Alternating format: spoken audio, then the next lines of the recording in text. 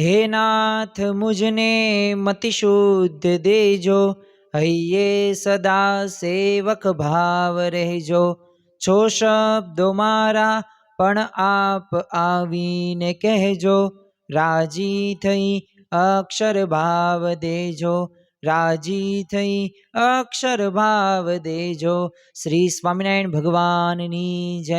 અક્ષર પુરુષોત્તમ મહારાજની જય। ગુણાતીતાનંદ સ્વામી મહારાજની જય। પ્રમુખ સ્વામી મહારાજની જય। પ્રગટ ગુરુ હરિ મહંત સ્વામી મહારાજની જય। સુરત અક્ષરધામ મહોત્સવની જય। દરેક દિવ્ય હરિભક્તોને ભાવથી જય સ્વામી નારાયણ। આજના પ્રવચનનો મુખ્ય વિષય, આમ તો આ વિષયને સાંભળતા આપણને થોડો કંટાળો આવે અને આપણા મનનો સ્વભાવ પણ આ વિષયને સાંભળવા માટે એ ઉત્સુક નથી। આમ તો જ્યારે સુખના વિષયો હોય કે સાંખ્ય વિચારો હોય કે પૈસા કે ધનનો વિષય હોય ત્યારે આપણે મનને ગમે છે, પરંતુ જ્યારે નિયમ વિષય આવે છે, એટલે કે નિયમ ધર્મ આવે છે ને, ત્યારે આપણને આ વિષય સાંભળવો ગમતો નથી। પરંતુ યાદ રાખજો કે માનવ જીવનની અંદર એ સુખ કે શાંતિ કે પ્રગતિનો જો કોઈ એકમાત્ર આધાર હોય ને તો આ નિયમો છે। અને જે વ્યક્તિએ પોતાના જીવનની અંદર નિયમોનું પાલન કર્યું છે, શાસ્ત્રોના પણ ઘણા બધા ઉદાહરણો આપણા નજર સમક્ષ આવે કે એ ગુરુ દ્રોણાચાર્યએ વિદ્યા આપેલ એ ધનુર્ધારી અર્જુન હોય કે એકલવ્ય હોય, આ બધાના જીવનની અંદર નિયમ ધર્મયુક્ત જીવન હતું। તો એવા તો ઘણા બધા દ્રષ્ટાંતો છે કે જેમના દ્વારા આપણને ખ્યાલ આવે કે જેને જેને પણ નિયમ ધર્મનું પાલન કર્યું છે એ પોતે સુખી થયા જ છે। પરંતુ આપણને આ તકે એક પ્રશ્ન થાય કે નિયમ ધર્મનું આપણા જીવનની અંદર કેટલું મહત્વ છે? તો જો જ્યાં નિયમ છે ને ત્યાં સંયમ છે, અને જ્યાં સંયમ છે ત્યાં સંસ્કાર છે, અને જ્યાં સંસ્કાર છે ને ત્યાં ભગવાનનો વાસ છે। કારણ કે જેના જીવનની અંદર સંસ્કાર હશે, સંસ્કારયુક્ત જીવન હશે, અને ભગવાન અને સંતે જે આજ્ઞાનું પાલન કર્યું આપ્યું હશે એ આજ્ઞા પ્રમાણે પોતાનું જીવન બનાવતો હશે, તો ભગવાન અને સંત અતિશય પોતે રાજી રાજીને રાજી। એટલે જ તે જો શાસ્ત્રો પણ કહે છે કે નિયમેનવ સિદ્ધિ, એટલે કે નિયમ ધર્મથી જ સિદ્ધિ પ્રાપ્ત થાય છે।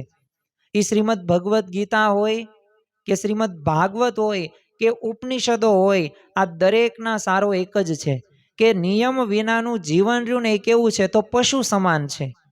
તમે જો પશુના જીવનની અંદર બહુ નિયમો હોતા નથી, એટલે એ ગમે ત્યાં ફરે, ગમે ત્યાં ખાય અને ગમે ત્યાં સૂઈ રહે। પરંતુ જ્યારે મનુષ્ય છે, આ મનુષ્યને 84 લાખ યોનિની અંદર પ્રથમ સ્થાન આપવામાં આવ્યું છે। અને આ પ્રથમ સ્થાન પણ એમનામ આપવામાં નથી આવ્યું, કારણ કે એ પોતે નિયમયુક્ત જે જીવન જીવે છે એ પોતે એના જીવનની અંદર સફળ થાય છે। અને જો નિયમયુક્ત જીવન રહ્યું ને એ આપણને એક દેવત્વ તરફ લઈ જાય છે। આપણે દરેકની ઈચ્છા એક જ હોય છે, કોઈક નોકરી કરતા હોય, કોઈક ધંધો કરતા હોય કે કોઈક વ્યવસાય કરતા હોય કે આપણે જીવનની અંદર શાંતિનો અનુભવ કરવો છે। અરે આપણે એ સુખનો અનુભવ કરવો છે, અને આપણે 24 કલાક 365 દિવસ એ આનંદમાં જ આપણું જીવન પસાર કરવું છે। પરંતુ નિયમોનું જ્યારે પાલન કરવાની વાત આવે ને ત્યારે નિયમ ધર્મનું આપણે પાલન કરી શકતા નથી। તો આજના આપણે આ ધનુર્માસ કથા શ્રવણની અંદર નિયમ ધર્મનું મહત્વ કેટલું છે, કેમ આપણે નિયમો પાળવા આપણને ગમતા નથી, અને પ્રમુખ સ્વામી મહારાજ, મહંત સ્વામી મહારાજ અને આપણી ગુણાતીત ગુરુ પરંપરાના જીવનની અંદર નિયમોની કેટલી અનિવાર્ય બાબત એમને વણાયેલી હતી, તો એવા પણ પ્રસંગો જોશું। અને સાથે સાથે નિયમો કેમ નથી પળાતા ને એની પણ એક મનના સ્વભાવ વિશે વાત કરવાની છે। અને આજે આપણે સમજવાનું છે કે નિયમોનું જો પાલન કરીએ ને તો એક લૌકિક રીતે તો શાંતિનો અનુભવ થઈ શકે, પણ એક આધ્યાત્મિક રીતે, એક પરલૌકિક પણ રીતે એક શાંતિ અને સ્થિરતા માટે જરૂરી છે નિયમ ધર્મનું। એટલે આજે આપણે થોડુંક મનોમંથન કરીશું। આમ તો શાસ્ત્રોની અંદર આપણે સમુદ્ર મંથન સાંભળ્યું હશે। હવે આ સમુદ્ર મંથનની અંદર એ દેવ અને દાનવો આ બંને અલગ અલગ રીતે એ પોતે મહેનત કરીને એમાંથી મેળવતા હતા. અમુક પછી એમાંથી આપણને ખબર છે અમૃત કળશ આવ્યો હોય કે પછી અમુક ગાય આવી હોય, એવા ઘણા બધા રત્નો એમાંથી નીકળ્યા હતા. પણ જો દેવો અને દાનવોએ મંથન કર્યું ને ત્યારે પ્રાપ્ત થયું. એમ આજે આપણે મનોમંથન કરવાના છીએ, પણ મનોમંથન કેનું હશે? તો નિયમ ધર્મ વિષયનું હશે. આ નિયમ ધર્મ શું આપણે આપણા જીવનની અંદર રાખીએ તો આપણે એવી સ્થિતિ સુધી પહોંચી શકીએ. પણ એ પૂર્વે આપણે આજે 21, જેને 21st સેન્ચુરી તરીકે ઓળખવામાં આવે છે, જે 21મી સદીની અંદર આજે તમે જુઓ કે શિશુથી માંડીને વૃદ્ધ સુધી એ દરેક ઉંમરના વ્યક્તિઓ પોતાના જીવનની અંદર સ્વચ્છંદી જીવન જીવતા થયા છે. આજે કોઈને કાંઈ કહેવાતું નથી. આજે વ્યસનો હોય કે દૂષણો હોય કે પછી અમર્યાદિત રીતે ફોન જોવાતો હોય કે કોઈ પણ પ્રકારનો બોલવા કે ચાલવાનો, ખાવામાં કે પીવામાં કોઈ પણ વિવેક નહીં. તમે જુઓ કે નો જોવાનું પણ જોવાય છે, નો સાંભળવાનું પણ સંભળાય છે, અરે નો વાંચવાનું પણ વંચાય છે. એટલે ટૂંકમાં આપણે સ્વચ્છંદી સમાજની અંદર રહીએ છીએ કે જ્યાં સ્વચ્છંદી સમાજની અંદર દરેક વ્યક્તિઓ જેમ મનમાં આવે ને એ પ્રમાણે પોતે એ કરે, પોતે કોઈ પણ કાર્ય હોય ને એ કરતા થયા છે. પછી એ નિયમ ધર્મયુક્ત હોય કે નિયમ ધર્મયુક્ત વગરનું હોય, એ કોઈ પણ પ્રકારનો વિવેક એ આપણને જોવા મળતો નથી. ઘણી બધી વખત આપણને એક વિચાર આવે છે. આમ તો માણસને દિવસ દરમિયાન ઘણા બધા વિચારો આવે છે, પરંતુ આ નિયમ ધર્મ વિશે વિચાર શું આવે કે ગમે ત્યારે સભાની અંદર જાય, સમયા ઉત્સવની અંદર જાય, કંઈક કાર્યક્રમની અંદર જાય, કંઈક પ્રસંગોની અંદર જાય, ત્યારે એને એવું લાગે છે કે આ શું નિયમોના બંધનમાં રહેવું. આપણો દેશ તો 15 ઓગસ્ટ 1947માં આઝાદ થઈ ગયો છે અને 26મી જાન્યુઆરીએ પ્રજાના હાથમાં સત્તાએ મળી ગઈ છે. તો આપણે તો સ્વતંત્ર રહેવું જોઈએ. આટલા બધા નિયમોનું પાલન શા માટે કરવું જોઈએ? અને આ નિયમો તો ખરેખર બંધન જ છે. પણ જો આપણે થોડાક ઉદાહરણો જોઈએ જેથી આપણને ખ્યાલ આવે કે ખરેખર જે આપણા મનની અંદર એ જે આ નકારાત્મક વિચાર રહ્યો ને, એ આ નકારાત્મક વિચાર પણ એ આપણને આગળ વધારતા અટકાવે છે. અને વિચાર તમે બે રીતે પણ કરી શકો. એક સકારાત્મક વિચાર હોય, એક નકારાત્મક વિચાર હોય. પણ સકારાત્મક વિચાર જેને જેને પોતાના જીવનની અંદર રાખ્યો છે ને એ પોતે સુખેથી ભજન કરી પણ શક્યા છે. ચાલો થોડાક ઉદાહરણો જોઈએ જેથી ખ્યાલ આવે કે આમ લૌકિક રીતે, સ્થૂળ રીતે પણ આપણે નિયમોનું કેટલું બધું પાલન કરીએ છીએ. આપણે સૌ કોઈ વોટ્સઅપ વાપરીએ છીએ, ઘણી બધી એપ્લિકેશનો પણ વાપરીએ છીએ. તો એની અંદર લોગિનમાં આપણે મોબાઈલ નંબર રાખીએ છીએ, વાત સાચી, નાખીએ છીએ. પણ હવે આપણે નક્કી કરી નાખ્યો કે નહીં, મોબાઈલ નંબર મારે નાખવો જ નથી, તો આપણી એપ્લિકેશનનો ઉપયોગ કરી શકીએ? એ આપણે એપ્લિકેશનનો ઉપયોગ ન કરી શકીએ. કેમ? કારણ કે ખબર છે કે જો મોબાઈલ નંબર એન્ટર નહીં કરીએ તો ઓટીપી નહીં આવે. ઓટીપી નહીં દાખલ કરીએ ત્યાં સુધી આપણને એપ્લિકેશનનું એક્સેસ નહીં મળે. તો જો આપણને ત્યાં કેટલી ખબર પડે છે કે ત્યાં આપણે એ ઓટીપી મોબાઈલ નંબર નાખવો જ પડશે. તો જો ત્યાં આપણે નિયમમાં રહ્યા કે ન રહ્યા? રહ્યા નિયમની અંદર. કોઈકને એવું લાગે કે આ ક્રિકેટમાં છે નિયમો ન હોવા જોઈએ, એ તો બોલ ખાલી બેટે અડે ને તો 6 ને 4 ને 12 રન એવી કંઈ બાઉન્ડ્રી નહીં. જેટલા ખેલાડીને જેટલા રમાડવા હોય ને એટલા રમાડવાના. એવું કંઈ ફિક્સ નહીં કે 11 જ ખેલાડી. અને એવું ન હોય કે એકને ખાલી 10 જ ઓવર નાખવાનું થાય, 20-20માં 4 ઓવર જ નાખવાનું થાય. એને ગમે એટલી ઓવર નાખે નહીં, એટલે જ બોલર છે, બોલ નાખવા માટે જ બોલર બન્યો છે. તો આપણને ઘણા બધા આવા વિચારો આવે, પણ વાસ્તવની અંદર જો એ આપણને લાગે છે એવું, પણ હોય છે એવું? ત્યાં આપણે નિયમ વગર ક્યાં આપણે જોઈએ છીએ? અને નિયમ છે એટલે જ આપણને મજા આવે પણ છે. નદીના કિનારા હોય તો નદી એમ કે આ કિનારા રહ્યા ને એ મારા માટે બંધન છે, હું એવા બંધનની અંદર ન રહું તો કંઈ વાંધો નહીં. શું થશે તમને પણ ખ્યાલ છે. અરે વૃક્ષ હોય, વૃક્ષ એમ કે આ તો જે મૂળિયા ને બંધન છે, કાંઈ હું હલનચલન કરી નથી શકતો, તો શું એના માટે એ બંધન છે ને? આપણને એવું લાગે છે, પણ બંધન નથી, એ એના માટે જીવન છે. માછલીઓને એવું લાગે કે આ જળરૂની બંધન છે, હું કાંઈ ફરી જ નથી શકતી, હું આ જ જગ્યાએ રહું છું એટલે મારે રહેવું જ નથી, તો કંઈ વાંધો નહીં, બહાર જશે તો શું થશે? મૃત્યુ પામશે. એટલે એ પાણી રહ્યું ને એ માછલી માટે જીવન છે. અને એ નદીના કિનારા રહ્યા ને, એ કિનારા એના માટે નદી તો જ કહેવાય, બાકી તો ખાબોચિયા થઈ જાય. જો ટ્રાફિક એ સિગ્નલ રહ્યા ને, એ આપણને ઘણી બધી વખત એમ લાગે કે આટલા બધા નિયમો શા માટે કરવા જોઈએ, પણ શું ખરેખર આ નિયમો રહ્યા એનું પાલન આપણે ન કરીએ તો શું થાય? તમને પણ ખ્યાલ છે, આજે ભારત દેશની અંદર એક વર્ષની અંદર 1.5 લાખથી વધુ મૃત્યુ અકસ્માતમાંથી પામે છે. અને પોતે એમાંથી કંઈક અપાહિજ કે જે થાય છે દિવ્યાંગ, એ તો બધું અલગ, પણ તમે વિચાર કરો, મૃત્યુને ભેટે છે કેના લીધે? તો નિયમોનું પાલન કરતા નથી. એટલે અમુક વાર ઓવર સ્પીડના લીધે મૃત્યુ થાય છે, અમુક વાર રોંગ સાઈડના લીધે મૃત્યુ થતું જોવા મળે છે. તો આપણને એમ લાગે કે આ ટ્રાફિક સિગ્નલ રહ્યા ને, એ મારા માટે બંધન છે, પણ જો બંધન છે નહીં, તમે રોંગ સાઈડમાં જશો ને એક્સિડન્ટ થશે તો કોઈ પણ પ્રકારની સહાય તમને નહીં કરવામાં આવે. વાંક તમારો નહીં હોય, સામેવાળાનો હશે ને, તોય તમે રોંગ સાઈડમાં તમે ચલાવ્યું એટલે તમારો જ વાંક ગણાશે. તો જો એ આપણી માટે અસ્તિત્વ છે, આ બંધન નથી, જીવન છે. અને આ જીવન આપણે સૌ કોઈએ જીવવા માટે આ નિયમમાં રહેવું જરૂરી છે. વિશ્વવંદનીય પ્રમુખ સ્વામી મહારાજ તો આ નિયમ ધર્મ બાબતે કહેતા કે ધર્મના બંધન એ બંધન નથી, પણ મુક્તિના સાધનો છે. આમાંથી કોને મુક્તિ પામવી છે? તો મારે અને તમારે, આપણે સૌ કોઈને મુક્તિ પામવી છે અને અક્ષરધામમાં જવું છે, ભગવાન જેવો આનંદ પ્રાપ્ત કરવો છે. તો શું એના માટે શું આપણે નિયમમાં ન રહી શકીએ? જો નિયમમાં રહેશું ને તો જ મુક્તિ સુધી પહોંચી શકીશું. અને આજે તમે જુઓ, જેને જેને પણ પોતાના ક્ષેત્રની અંદર નિયમોનું પાલન કર્યું છે ને, એ પોતે આગળ વધ્યા જ છે. ગોડ ઓફ ક્રિકેટ તરીકે ઓળખાય સચિન તેંડુલકર, તો એના જીવનની અંદર તમે જુઓ કે એ કેટલા નિયમ ધર્મયુક્ત એમનું જીવન હતું.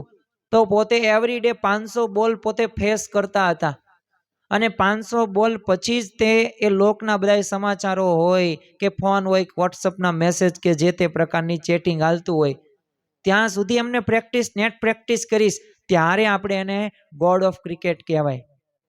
અને એમનામ આપણે કીધું નથી. માઇકલ જોર્ડન તમે જુઓ કે જેમ ગોડ ઓફ ક્રિકેટ, તો બાસ્કેટબોલના ગોડ કોણ? તો માઇકલ જોર્ડન. તો એ પણ પોતાના બાળપણથી જ તે એવા નિયમ ધર્મયુક્ત જીવન એમનું જોવા મળતું હતું. તમે કોઈ પણ ક્ષેત્રની અંદર કોઈ પણ વ્યક્તિએ પોતે સફળતાના શિખરો સુધી પહોંચી હશે ને, તો એનું એક કારણ એ જ છે કે પોતે નિયમ ધર્મયુક્ત જીવન જીવ્યા છે. અને એ નિયમ ધર્મયુક્ત જીવન જીવવાથી જ તે પોતે આગળ પણ વધ્યા છે. જો ગુણાતીતાનંદ સ્વામીએ તો 5મા પ્રકરણની 99મી વાતમાં કીધું છે, એક દ્રષ્ટાંત આપીને ગુણાતીતાનંદ સ્વામી સમજાવે છે કે જેમ ગામને ગઢ હોય ને, એમ આપણે પણ પંચ વર્તમાન રૂપી એક ગઢ છે. હવે આપણને નવો પ્રશ્ન થાય કે આ પંચ વર્તમાન રૂપી ગઢ એટલે કયો ગઢ? તો પંચ વર્તમાન કયા કયા? તો વ્યભિચાર હોય કે ચોરી કે માંસ કે દારૂ વ્યસન કે એ પછી તમે કયો અશુદ્ધિઓ, જે આહારની આપણે કરીએ છીએ, આ પંચ વર્તમાન ને એ દરેક મનુષ્યએ પાલન કરવા જોઈએ. આવી જ રીતે ત્યાગીઓને પણ પંચ વર્તમાનો હોય છે. તો જેમ ગામને ગઢ હોય એ સાચવે, તો એમ આપણા જીવનની અંદર ગઢ કયા છે? આ 5 વર્તમાનો. તો આગળ ગુણાતીતાનંદ સ્વામી કહે છે કે જેમાં તે થાણાની ઠેકાણે છે ને નિયમ છે, કારણ કે જેમ થાણું રહે ને ગઢને સાચવે, એમ આ નિયમ રહ્યા ને એ આ વર્તમાન રહ્યા ને એ આપણને સાચવે છે. કારણ કે તમે જોજો કે પહેલાના સમયની અંદર એ અલગ અલગ પ્રકારના દેશી રજવાડાઓ જે આપણે સાંભળ્યા છે, તો એ ગામને હોય ને ગઢ આખો હોય, ફરતો ફરતો કિલ્લા જેવું, જેને રક્ષણ કરતો હોય, પણ ત્યાં એક મુખ્ય થાણું હોય, અને થાણાની અંદર 24 કલાક એ સૈનિકો પોતે ત્યાં હોય જ તે, કારણ કે એને જ સાચવે. તો એમ આપણા ગામનો ગઢ, એમ જીવનનો ગઢ છે ને, તો આ નિયમો છે. આ પંચ વર્તમાનો રહ્યા ને થાણાના ઠેકાણે છે નિયમો. તો જો આ નિયમોમાં જેટલા આપણે મોળા પડ્યા, તો ગુણાતીતાનંદ સ્વામી કહે છે, તો એટલા ફાફા પડ્યા જાણવા. તો હવે આપણે નક્કી કરવાનું છે કે જીવનમાં આપણે ફાફા પાડવા છે, શાંતિ લેવી છે કે દુઃખી થવું છે. અને જો આપણને એક નવો પ્રશ્ન થાય કે ખરેખર જો આ નિયમ ધર્મની આટલી અગત્યતા આપણા જીવનની અંદર જોવા મળતી હોય, તો પછી આ નિયમ બાબતે આ વ્યક્તિનો સ્વભાવ કેવો છે? કારણ કે જો દરેકના સ્વભાવ અલગ અલગ હોવાના, સંસ્કૃતમાં એક યુક્તિ છે કે તુંડે તુંડે ભતિર્ભિન્ના, કે જેટલા મનુષ્ય છે, જેટલા માથા છે ને, એટલી બધાની બુદ્ધિ અલગ અલગ જોવા મળે છે. પરંતુ માણસનો સ્વભાવ કેવો છે એક નિયમ ધર્મ બાબતે, તો ચાલો થોડાક ઉદાહરણો દ્વારા આપણે સમજવાનો પ્રયત્ન કરીએ કે માણસનો સ્વભાવ આ નિયમ ધર્મ બાબતે કેવો છે. હવે દાખલા તરીકે બપોરે કે સાંજે આપણા ધર્મપત્ની કે માતાએ સમયસર જમવાનું બનાવ્યું નહીં હોય તો શું આપણને ગમશે? આપણને સ્વાભાવિક રીતે નહીં ગમે. કેમ નહીં ગમે? કારણ કે 12:30નો બપોરનો સમય હતો, સાંજે 8 વાગ્યાનો જમવાનો સમય છે અને 9 9:30 થઈ ગયા. કેમ? તો જો આપણને ગમશે નહીં. એટલે જો આપણને ત્યાં એ નિયમ રહ્યો ને એ આપણને ગમે તો છે, પણ એ પાલન ન કર્યો ને એટલે. પણ જ્યારે આપણે નિયમ ધર્મનું પાલન કરવાનું થાય ત્યારે આપણે પાલન કરી શકતા નથી. આપણે કોઈક સભા કે ઉત્સવ કે સમયની અંદર જતા હોય તો ત્યાં તમે જોજો કે આપણે કેવી અપેક્ષા રાખીએ છીએ કે બધુંય સમયસર શરૂ થવું જોઈએ, સમયસર પૂરું થવું જોઈએ, સમયસર મને બધી સગવડતાઓ મળવી પડે. તો આ બધાની આપણે અપેક્ષા હોય છે અને જો એ પ્રમાણે થાય ને તો જ તે આપણને ગમે છે. અને જો એમાંથી કંઈ પણ આઘું પાછું થાય ને તો આપણને ગમતું નથી. પણ હવે જ્યારે આપણે નિયમમાં વર્તવાની વાત આવે ને તો ત્યારે આપણને આ નિયમો ગમતા નથી. બસ બીજા નિયમો પ્રમાણે વર્તવા પડે. મમ્મી કે આપણા ધર્મપત્ની કે બીજા સ્વયંસેવકો કે હરિભક્તો કે સંતો એ સમયસર બધા નિયમ પ્રમાણે થવું પડે. પણ જ્યારે આપણા ઉપર વાત આવે ત્યારે આપણે શું કહીએ છીએ કે એ નિયમો છે ને તમે પાળો પણ આપણને ગમતા નથી. એટલે જો આ એક પ્રકારનું બંધન આપણે માની લીધેલું છે પણ ખરેખર બંધન નથી. એ મુક્તિનું એક સાધન જ છે. જો આ મનુષ્ય આપણને જન્મ મળ્યો અને આ મનુષ્ય જીવનનો આ મુખ્ય ધ્યેય શું છે?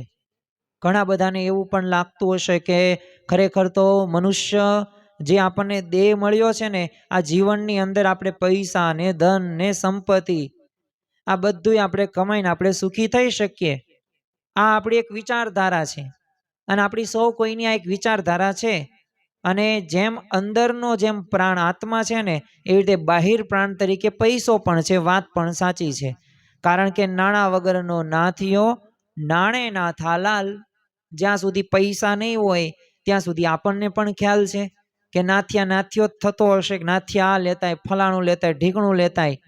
પણ જ્યાં નાથિયામાંથી એ શેઠ બને ધનવાન અને નાથાલાલ કહેવાય ને પછી તો એમ જ કે નાથાલાલ અહીંયા આવો ને, કારણ કે એમને પણ સલાહ સૂચન જોતું હોય કે તમે આ નાથિયામાં કઈ રીતે નાથાલાલ બની ગયા. તો જો માણસનો સ્વભાવ છે એટલે પૈસા તો બધાએ કમાવાના છે, પણ મુખ્ય ધ્યેય શું છે? તો મુખ્ય ધ્યેય આપણને શાસ્ત્ર કહે છે કે કલ્યાણ કરવાનું છે. આપણા જીવનું કલ્યાણ થવું પડે, મોક્ષ થવો પડે. 4 પ્રકારના પુરુષાર્થો ભારતીય શાસ્ત્રોની અંદર આપવામાં આવ્યા છે: ધર્મ, અર્થ, કામ અને મોક્ષ. તો જો મોક્ષ એ અગત્યનું છે, ભલે છેલ્લે આપવામાં આવેલું છે, પણ જન્મથી લઈને જીવંત પર્યંત સુધી એ છેલ્લે ઘડી સુધી એ મોક્ષ માર્ગનું આપણે કામ કરવાનું છે. જેને જેને મોક્ષ માર્ગનું કામ કર્યું છે એ પોતાના ક્ષેત્રની અંદર અને પોતે પોતાના જીવનું એને કલ્યાણ કરી નાખ્યું છે. પરંતુ આ કલ્યાણ પ્રાપ્ત કરવા માટે પણ એ નિયમ પાલનની જરૂર પડે છે. અને જો જીવનમાં એ દરમિયાન તે મનુષ્ય જે ઝંખે છે એની ઈચ્છા છે. શું ઈચ્છા આપણી સૌ કોઈની હોય છે કે શાશ્વત સુખ મારે પ્રાપ્ત કરવું છે, મારે આનંદમાં રહેવું છે. પણ આ ક્યાંથી આપણને પ્રાપ્ત થશે? તો એ નિયમ પાલનથી પ્રાપ્ત થશે, નિયમ ધર્મથી પ્રાપ્ત થશે.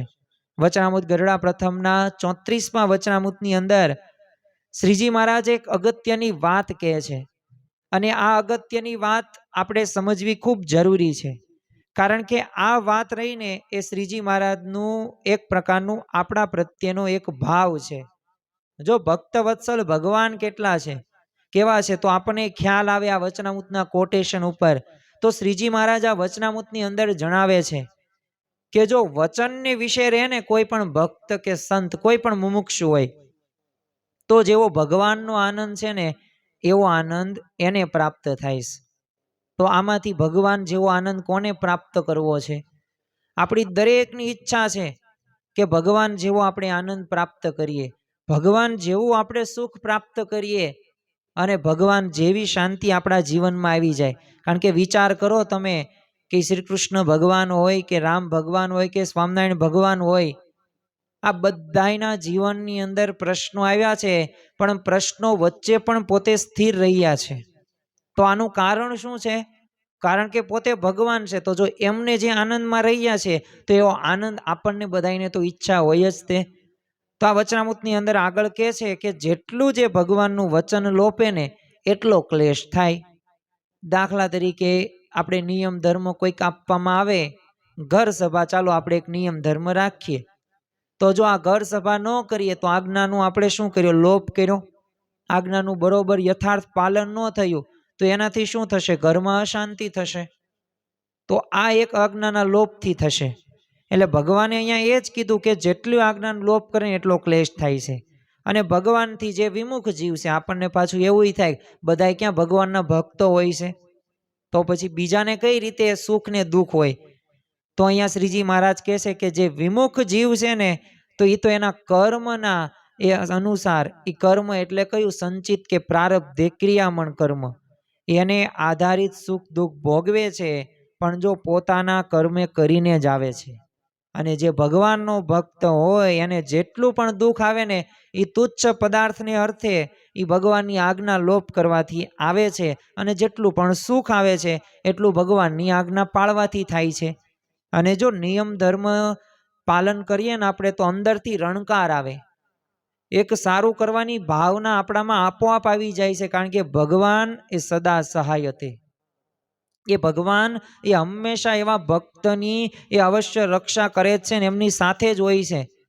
પણ આપણને ઘણી બધી વખત આપણે ઘણું બધું ભણી ગયા ને એટલે આપણને એવું લાગે કે મને જે દેખાય નહીં ને એમાં હું માનું નહીં.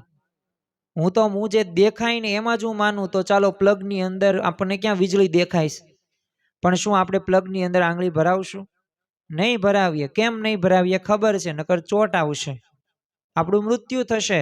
તો જો ત્યાં આપણે કેવું નિયમ ધર્મનું પાલન કર્યું છે, એમ ઘણી બધી વખત આપણે નિયમ ધર્મનું પાલન કરીએ જ છીએ. એટલે જ તે જો નિષ્કાન સ્વામીએ તો નિયમ ધર્મ બાબતે કેવી પરાકાષ્ઠા કીધી. ઠેલી નિયમને કામ ન કરવું, મર હોય લાભ જો લાખનો, તોય લલચાવીએ નહીં લેશ મનને, જાણીએ મળાવો કાખનો. અરે ઠેલીને નિયમમાં લાખ કરોડોની પણ પ્રાપ્તિ થતી હોય ને તો પણ નિયમોનો આપણે લોપ કરવો નહીં. આપણે નિયમોનો ત્યાગ ન કરવો. ભલે આપણને એવું લાગે, જો નિયમોની પાલનની વાત આવે ને ત્યારે ઘણી બધી વખત આપણને ગમતું પણ નથી અને આપણો સ્વભાવ એવો છે પણ નહીં, આપણે જેમ હમણે વાત કરી તેમ. પરંતુ જો આપણે સૌ કોઈને અક્ષરધામમાં જવું છે અને આ બાળપણથી જ તે બાળ સભાની અંદર આપણે શીખ્યા છીએ કે આપણે તો અક્ષરધામમાં જવું છે, એવો એક સંકલ્પ રાખવો. પરંતુ અક્ષરધામમાં જવા માટેની બે પાંખો અગત્યની છે અને આ બે પાંખો જો બરોબર હશે ને તો આપણે ઉડી શકાશે. ચાલો આપણે એમ માનીએ કે એક પાંખ બરોબર હોય તો એક પાંખ બરાબર હોય ને તો કોઈ પંખી કે પક્ષી ઉડી ન શકે, એમ આપણે ન જઈ શકીએ. એમ બંને પાંખો હોય ને તો જ ઉડી શકે. એમ આપણે અક્ષરધામમાં જવું છે ને તો બે પાંખો છે. અને બે પાંખો એટલે કઈ? તો આજ્ઞા અને ઉપાસના. ઉપાસના એટલે શું? તો ગુણાતીતાનંદ મૂળ અક્ષર સહજાનંદ એક પરમેશ્વર પ્રગટ સત્પુરુષ મોક્ષનું દ્વાર BAPS અસ્મિતા. આ આપણી ઉપાસનાની વાત છે. આજ્ઞાની વાત કઈ છે? તો આજ્ઞાની અંદર આવશે કંઠી પૂજા, દંડવત, સાક્ષાંત દંડવત, જે પંચાંગ પ્રણામ કહેવામાં આવે છે, આહાર શુદ્ધિ હોય કે વાંચન હોય કે સાથે સાથે આપણને રવિ સભાનો નિયમ આપ્યો હોય, બાળ સભા કે યુવક સભા કે પછી કોઈક વિદ્યાર્થી હોય તો એનો સારો અભ્યાસ, કુસંગનો ત્યાગ કરવો. અને જે આપણને ગુણાતીત ગુરુ પરંપરા સત્પુરુષોએ જે આજ્ઞા આપી, દાખલા તરીકે પ્રમુખ સ્વામીમાં જે કીધું કે સબ દર્દો કી એક દવા ઘર સભા, મહંત સ્વામી મહારાજ કહે છે કે અભાવ ગુણ ઝેર સમાન છે, પ્રાપ્તિનો વિચાર 15 મિનિટ માટે કરવો. તો જો આ બધી આજ્ઞાઓ છે તો આજ્ઞાનું આપણે જેટલું પાલન કરીએ એટલી આપણી એ પાંખ મજબૂત થાય. બંને પાંખો બરોબર હોવી ખૂબ જરૂરી છે. આપણે થોડાક આ તકે આપણે થોડાક પ્રસંગો પણ જોઈએ કે જેથી ખ્યાલ આવે, આપણને પ્રેરણા પણ પ્રાપ્ત થાય કે ખરેખર જેને જેને પણ નિયમ ધર્મનું પાલન કર્યું છે એના ઉપર પ્રમુખ સ્વામી મહારાજનો અને મહંત સ્વામી મહારાજનો રાજીપો કેવી રીતે વર્ષો છે. તો આપણે એક પ્રસંગ જોઈએ પ્રમુખ સ્વામી મહારાજ વખતનો. તો એક જયેશ નામનો એક સત્સંગી યુવાન હતો, પોતે નિયમ ધર્મયુક્ત એનું જીવન. તો હવે પોતે કોલેજની અંદર અભ્યાસ કરે, અમદાવાદની અંદર પોતે રહે. તો હવે એકદાન પોતે સરદાર જે બ્રિજ છે ત્યાં પોતે કોલેજ જવા માટે ઊભો હતો. ત્યાં તે એવામાં બધા વાહનની રાહ જોતો હતો. એ કંઈ વાહન 5-10 મિનિટ થઈ આવ્યું નહીં, પણ એક એક્ટિવા લઈને એક યુવતી આવે છે જે એની ક્લાસમેટ જ હતી, કોલેજની અંદર ભણતી હતી ને એના ક્લાસમાં જ ભણતી હતી. એટલે એને સ્કૂટી ઊભી રાખી અને એને કહ્યું કે હું કોલેજ જાઉં છું, હું તને ડ્રોપ કરી દઈશ, તું બેસી જા. પણ જયેશે તો ના પાડી કે નહીં, કારણ કે સ્ત્રી પુરુષ મર્યાદા પ્રમાણે એ પ્રમુખ સ્વામી મહારાજે નિયમ આપ્યો હતો એ પ્રમાણે એને તરત તે યાદ આવી ગયું. એટલે એને ના પાડ્યું કે નહીં, મારે તમારી ગાડીમાં બેસવું નથી. તો પોતે પછી જ્યારે બસ કે જે આવે છે વાહન, પછી પોતે કોલેજ જાય છે. હવે આ જયેશ નામના યુવકની જ્યારે પ્રમુખ સ્વામી મહારાજ આગળ વાત થઈને ત્યારે પ્રમુખ સ્વામી મહારાજ બહુ રાજી થઈ ગયા. અને એટલું જ નહીં, પોતે પ્રસન્ન થઈને કીધું કે અત્યારે એ બાબતમાં કાંઈ ફસાવાનું જ નહીં, ભગવાનની જ વાત, ફ્રેન્ડશિપ કે એમાં કાંઈ ફસાવાનું જ નહીં. બસ આપણે તો જે આપણે સારો અભ્યાસ કરવાનો છે, નિયમ ધર્મ યુક્ત જીવન જીવવાનું છે, આ જ આપણો લક્ષ્ય હોવો જોઈએ. તો જો પ્રમુખ સ્વામી મહારાજે ત્યારે નિયમ ધર્મની આટલી અગત્યતા એ યુવકે સમજી હતી, તો એટલા બધા પોતે પ્રસન્ન થયા. મહંત સ્વામી મહારાજને 2019ની અંદર એક શિબિરની અંદર એક પ્રશ્ન પૂછવામાં આવ્યો કે સ્વામી બાપા, અમે યુવાનો એવું તે શું કરીએ કે આમ એક નિશાન અક્ષરધામ અમને સિદ્ધ કરી શકીએ? તો ત્યારે મહંત સ્વામી મહારાજે ઉત્તર લખી આપેલો. હવે એની અંદર ઉત્તરની અંદર શું લખ્યું હતું કે ધર્મ નિયમની દ્રઢતા હોય તેટલું અક્ષરધામ ઢોકળું, અને ઉપાસનાની આજ્ઞા 2 હોવા જોઈએ. તો જો ધર્મ નિયમ હોય તો અક્ષરધામ પાકું. તો જો આ નિયમ ધર્મથી શક્ય બન્યું છે, એટલે આપણા જીવનની અંદર આ નિયમ ધર્મોની આટલી અગત્યતા આપણે સમજવાની. જો જેટલું આપણે આ સમજશું ને એટલું કાર્ય સારું થશે. અને કોઈ પણ તમે શાસ્ત્ર જોવો, આપણે જો અત્યારે જીવનમાં થોડીક આપણે વાત કરીએ ને, તો આપણા જીવનમાં તે આપણે જે ક્ષેત્રની અંદર આગળ વધવું છે ને, ત્યાં અમુક વાર આ નિયમ ધર્મયુક્ત કામ નથી હોતું ને, એના લીધે જ તે આપણે આગળ વધી શકતા નથી. કારણ કે એક તો અસંતુલિત આપણે આહાર લઈએ છીએ, પછી આપણું કોઈ રૂટીન એક ફિક્સ હોતું નથી. તમે પહેલાના સમયની અંદર જો એક નિયમયુક્ત જીવન હતું. તમે જો રામ ભગવાન હોય કે શ્રી કૃષ્ણ ભગવાન હોય, બધું ભણીને જ આવ્યા હતા ને, પણ છતાં જો એ નિયમ પ્રમાણે એ પોતે આશ્રમની અંદર જાય છે અને આશ્રમની અંદર ભણવા માટે અભ્યાસ કરે છે. આ ધનુર્માસની અંદર તો શ્રી કૃષ્ણ ભગવાન પોતે અભ્યાસ એ પ્રાપ્ત કરવા માટે જાય છે. તો જો આવી રીતે આપણને જો નિયમો પહેલાના સમયની અંદર હતા, પછી એ ફિક્સ સમયે ભણવાનું, ફિક્સ સમયે મુખપાઠ કરવાનું, જમવાનું, યોગ હોય, પ્રાણાયામ હોય, આવું એક સંતુલિત જીવન હતું.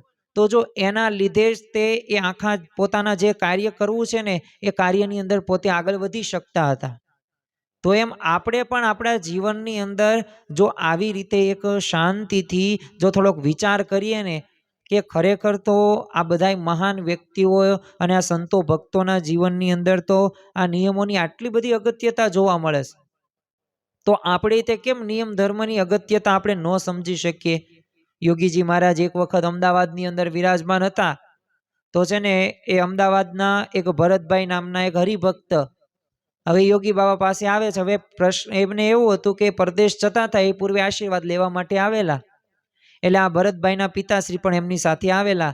એટલે ત્યારે યોગીજી મહારાજને આશીર્વાદ આપ્યા ને યોગીજી મહારાજ એટલું બોલ્યા કે ત્યાં છે ને તમે જાવ એનો વાંધો નહીં, પણ નિયમ ધર્મ પાળજો, આડું અવળું કંઈ કરતા નહીં.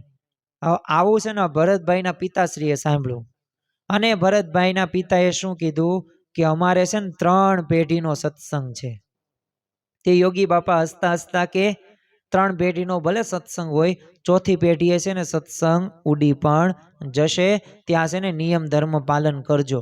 તો જો આપણા એક ગુણાતીત સત્પુરુષની એક વિશેષતા રહેલી છે કે ગમે ત્યારે, ગમે તે સ્થળે, ગમે તે ભક્તને નિયમ ધર્મની વાત આવે ને આવે, ઘણી બધી વખત આપણને એવું લાગે કે આ સત્સંગની અંદર આપણે આવીએ તો અહીંયા નિયમની જ વાત આવશે, કારણ કે જો આ નહીં ખાવાનું, આમ નહીં કરવાનું, આ નહીં પીવાનું, આવું નહીં બોલવાનું. પણ જો આ બધુંય તે આપણને આ વાસનામાંથી મુક્ત કરવા માટે આ નિયમો જરૂરી છે. અને આ નિયમોનું જો પાલન કરવામાં નહીં આવે ને તો આપણે મંદિરની અંદર આવીએ કે જે આપણે ભગવાનનો પણ આનંદ જે પ્રાપ્ત કરવાનો છે ને એ આપણે આનંદ પ્રાપ્ત નહીં કરી શકીએ. શ્રીજી મહારાજ તો વચનામૃત ગરડા એ મધ્યના 6ઠા વચનામૃતની અંદર એક દ્રષ્ટાંત આપીને આપણને સમજાવે છે. અને આ દ્રષ્ટાંત પણ કેટલું અગત્યનું છે, મહત્વનું છે. તો શ્રીજી મહારાજ આ વચનામૃતની અંદર કહે છે કે કોઈક એક મોટો શાહુકાર હોય, હવે એ પોતે ઊંડી લખી આપે. હવે આ ઊંડી એટલે શું? તો કાગળમાં જ લખવાનું હોય. હવે કાગળ તમને આપે તો એમાં તમને રૂપિયો દેખાય? એ કંઈ ન દેખાય. ચાલો તમારી ભાષામાં કહું, તમને હું ચેક લખી દઉં, ચેકની અંદર 1 કરોડ લખ્યા હોય તો એ તમને પૈસા દેખાય, એની અંદર ન દેખાય, કાગળ જ દેખાય ને. તો એમ શ્રીજી મહારાજ કહે કે હું કોઈક શાહુકાર હોય લખી દે ઊંડી, કાગળ તમને દેખાય નહીં.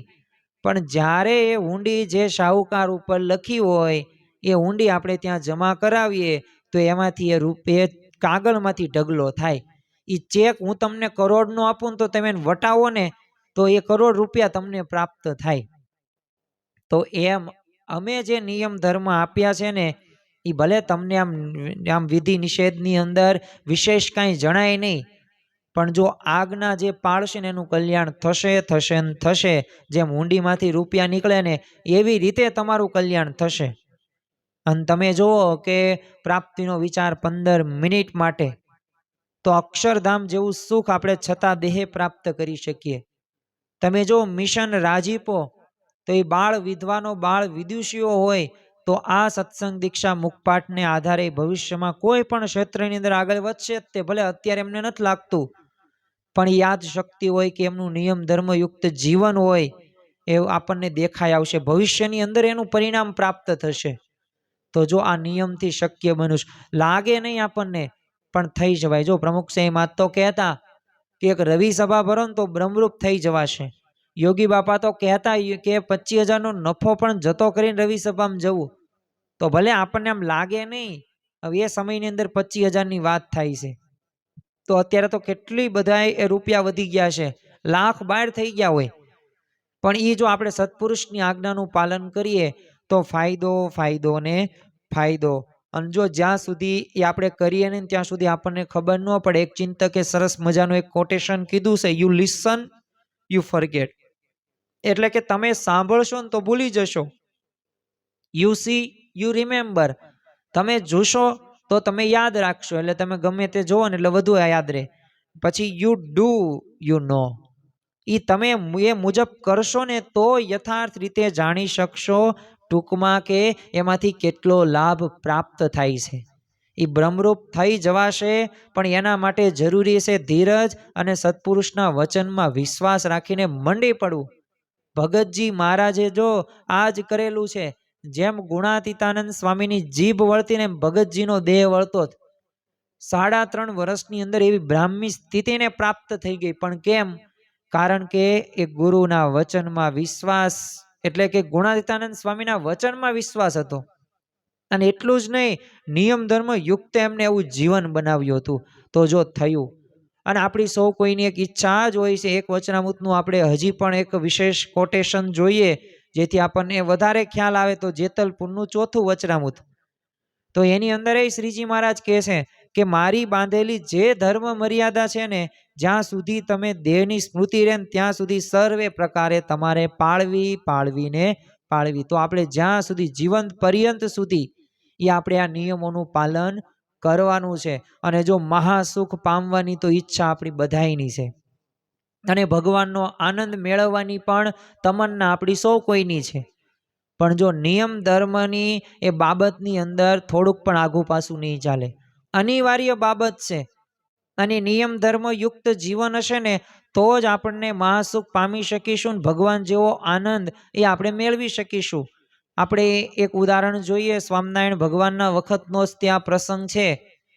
અને એક સનિષ્ઠ, એક નિષ્ઠાવાન સત્સંગી એવા જેતલપુરના જીવા જોશી, પોતે સત્સંગી બ્રાહ્મણ હતા અને નિયમ ધર્મ યુક્ત એમનું જીવન. અને જે પણ નિયમો શ્રીજી મહારાજે આપેલા હતા એ ચુસ્તપણે પોતે પાલન કરે. પરંતુ દ્વેષીઓ જે હતા એ જેતલપુરના તે એ અમુક દ્વેષીઓને ગમ્યું નહીં કે આ શું આટલા બધા નિયમ ધર્મનું પાલન કરવું. એટલે પોતે નક્કી કર્યું કે આપણે છે ને ગમે ત્યારે આ જીવા જોશીને છે ને સત્સંગમાં પાડવા જ છે અને એને દુઃખ આપવું જ છે. એટલે થયું એવું કે ગામધણીએ 84 એ પોતે નક્કી કર્યું અને 84ની અંદર તો બધાય બ્રાહ્મણોને આમંત્રણ આપવામાં આવ્યું અને એની અંદર તે લસણ ડુંગળી આમ તો નાખવાનું આવે નહીં અમુક બાબતોની અંદર, પણ આ દ્વેષીઓએ તો નક્કી જ કરી રાખ્યું હતું હવે ખરેખરા લાગની અંદર આવ્યા આ જીવા જોશી, એટલે હવે તો ગમે તેમ થઈ જાય પણ લસણ ડુંગળી બધાય નાખવાનું થાય. તો લસણ ડુંગળી બધાય નાખ્યું એ વાત તો સાચી, દાળ હોય શાક હોય કે ગમે તે હોય ને, પરંતુ જે લાડવા બનાવ્યા હતા ને લાડવાની અંદર લસણ ડુંગળી નાખ્યું. તો એવા તો લાડવા બનાવ્યા, વિચાર કરો કેટલો બધો ક્રોધ એમને હશે, કેટલી બધી ઈર્ષા હશે કે આ લાડુ સહિત બધાયમાં લસણ ડુંગળી નાખી દીધી. હવે જીવા જોશીને તો નિયમ કે પોતે લસણ ડુંગળી વાળું જમાય નહીં અને આ નિયમ પાછો સારધાર રીતે પાળતા પણ હતા. હવે આ જીવા જોશીના જે દ્વેષીઓ હતા આ દ્વેષીઓએ છે ને ગામ ધણીને ફરિયાદ કરી કે જો આ તમે 84 કરાવી છે, જો આ બધાય બ્રાહ્મણો જમે છે અને આ જીવા જોશી રહ્યો ને એ પોતે જમતા નથી, તો જો નહીં જમે ને તો તમારું ખોટું દેખાશે. આવી કાન ભંભેરણી કરી.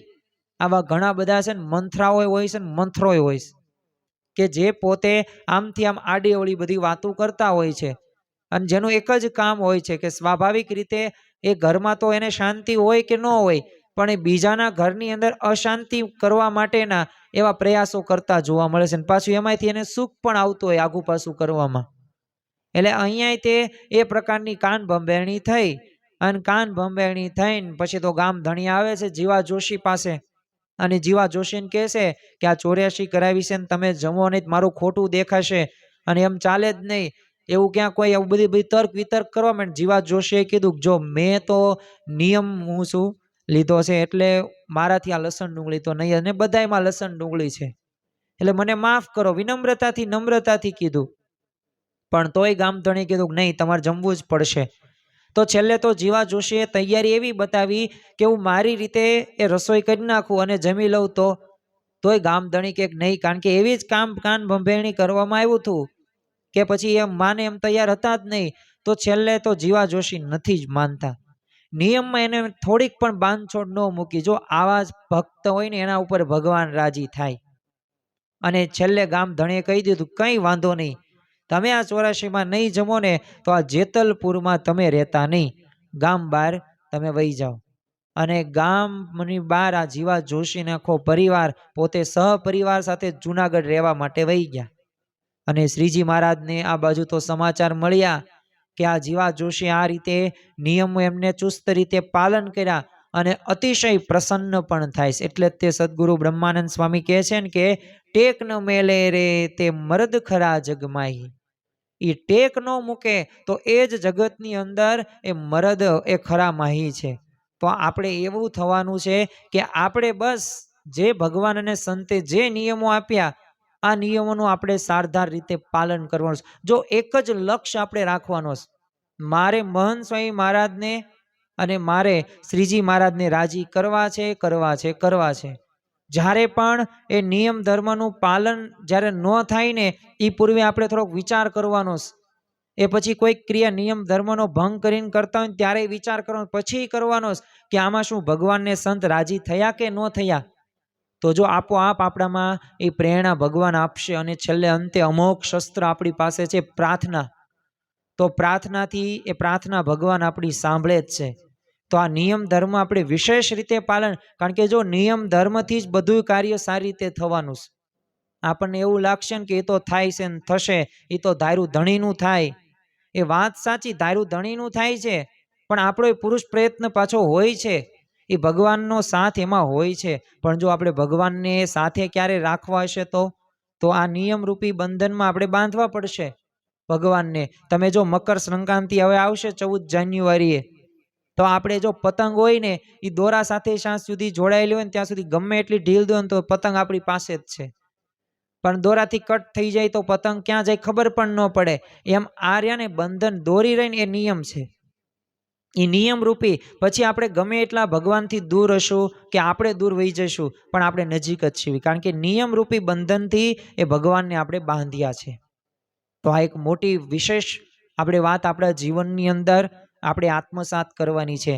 અને છેલ્લે એક પ્રસંગ જોઈને આપણે પૂરું કરીએ તો 2020ની અંદર મહંત સ્વામી મહારાજને એક પ્રશ્ન પૂછવામાં આવ્યો, પણ એ પ્રશ્ન પણ એવો અઘરો હતો અને એ યુવકો દ્વારા પૂછવામાં આવ્યો હતો કે અમારે આમ છે ને અક્ષરધામમાં જવું છે ને બ્રહ્મરૂપ થવું છે, તો તમે સ્વામી બાબા પુરુષ પ્રયત્નના કેટલા ટકા આપશો અને કૃપાના કેટલા ટકા આપશો? આપણને ઘણી બધી વખત એવું લાગે કે કૃપા થઈ જાય ને એટલે બધું પૂરું થઈ જાય, તો આપણે પુરુષ પ્રયત્નમાં ધ્યાન ન દઈએ. તે આવી રીતે વાત કરી એટલે બંને પુરુષ પ્રયત્ન અને કૃપાનું. એટલે મહંત સાહેબે જે કીધું જો કૃપાના છે ને 99% છે અને પુરુષ પ્રયત્નના 1% છે. હવે આટલું બોલ્યા ને પણ પછી વાત કરી કે 1% પુરુષ પ્રયત્નની અંદર બધાય નિયમો પાળવા પડે. તો જો 1%ની અંદર બધાય નિયમો, તો જો સાર બધું આવી ગયું ને. જેટલા પણ નિયમ ધર્મોની દ્રઢતા હશે એટલા ભગવાનને વિશેષ ગમશે. તો જો કૃપા તો આપણે મેળવવાની 99% છે પણ રાજી કરવા, પણ રાજી એમ નહીં થાય. નિયમથી જ ભગવાન રાજી થાય, નિયમથી જ સંત રાજી થાય છે અને રાજીપાના પાત્ર પણ આપણે બની શકીએ. ટૂંકમાં અક્ષરધામમાં પ્રાપ્ત કરવા માટે એ નિયમમાં રહેવું ખૂબ અગત્યનું છે, મહત્વનું છે. મહંત સ્વામી મહારાજ તો અનેક વાર એક દ્રઢ આપણને વાત દ્રઢાવે છે કે બધા ધર્મની અંદર છે ને એક મુખ્ય નિષ્કામ ધર્મ છે અને એમાંય તે સ્ત્રી પુરુષ મર્યાદા. અને મહંત સ્વામીમાં તો કહે છે કે આપણને અબજો રૂપિયાની પ્રાપ્તિ થવાની હોય, મળવાનું હોય, તો બધા આપણે નિયમો પાળીએ કે ન પાળીએ? તો બધાય નિયમો પાળીએ, કારણ કે અબજો રૂપિયા આપણને પ્રાપ્ત થાય છે. તો બસ આ ભગવાન અને સંત રહ્યા ને એ અબજો નહીં, ખરવો નહીં, બિલિયન્સ, એના ઉપર પણ એવા આપણને ભગવાન અને સંતની પ્રાપ્તિ થઈ છે. તો આ આપણે નિયમો ધર્મનું પાલન કરવું. આ પ્રકારે ભલે અત્યારે આપણને નિધિ વિશેષ દેખાય નહીં પણ ખરેખર એમાંથી ભગવાન અને સંત આપણું કલ્યાણ કરે છે. તો આજના દિવસે મહારાજ સ્વામીના ચરણોમાં આપણે પ્રાર્થના કરીએ કે આપણા જીવનની અંદર પણ આ નિયમ ધર્મોની અમે વિશેષ કરીને એ અમે પાલન કરીને તમને રાજી કરી શકીએ અને ડગલે ને પગલે એ જીવંત પર્યંત સુધી આ નિયમ અમે સારધાર રીતે પાળીને એ તમને પ્રસન્ન કરી શકીએ. એ જ આજના દિવસે પ્રાર્થના. શ્રી સ્વામિનારાયણ ભગવાનની જય.